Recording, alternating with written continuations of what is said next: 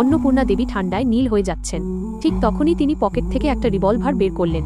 যদি আমি না থাকি তবে চৌধুরী বাড়ির কেউ থাকবে না বলেই তিনি ট্রিগার টিপলেন। কি হবে এরপর? পায়েল কি গুলিতে মারা যাবে, নাকি শুভ তার অধিকার ফিরে পাবে?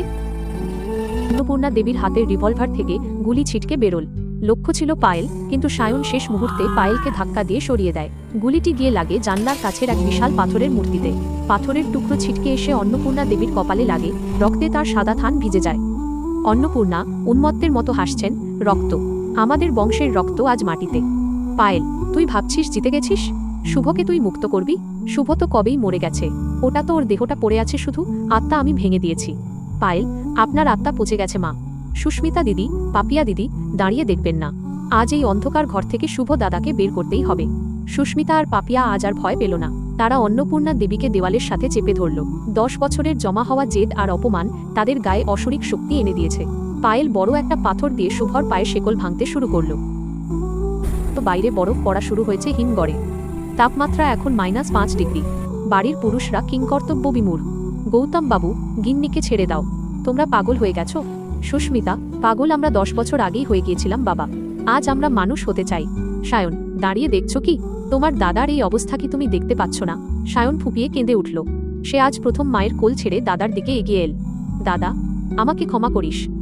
ঠিক তখনই বাড়ির প্রধান ফটক ভেঙে পুলিশ ঢুকল। কিন্তু পুলিশকে ডাকল কে? সায়ন নাকি পূজা? এসপি বিকাশ চ্যাটার্জি, অন্নপূর্ণা দেবীর ঘনিষ্ঠ বন্ধু। তিনি ঢুকে দেখলেন এক লঙ্কা কাণ্ড। বিকাশ, অন্নপূর্ণা দেবী, একই অবস্থা আপনার? সায়ন, তোমার স্ত্রীকে গ্রেফতার করতে হবে, উনি আপনার মায়ের ওপর হামলা করেছেন। পায়েল, গ্রেফতার আমাকে নয়, আগে এই অট্টালিকার মাটিকে খুঁড়ুন এসপি সাহেব। দেখুন এই মেঝের নিচে কত মানুষের স্বপ্ন আর কঙ্কাল চাপা পড়ে আছে। পায়েল রতন ড্রাইভারকে সামনে নিয়ে এল। রতন আজ আর ভয় পাচ্ছে না। সে পুলিশের সামনে একটা পুরনো ভিডিও ক্যাসেট বের করল। রতন, এসপি সাহেব, এই ক্যাসেটে আছে আনন্দময়ী দিদিমণির শেষ রাতের রেকর্ড। অন্নপূর্ণা দেবী তাকে কিভাবে এই হাড়কাঁপানো শীতে পুকুরে চুবিয়ে মেরেছিলেন তা এখানে স্পষ্ট আছে।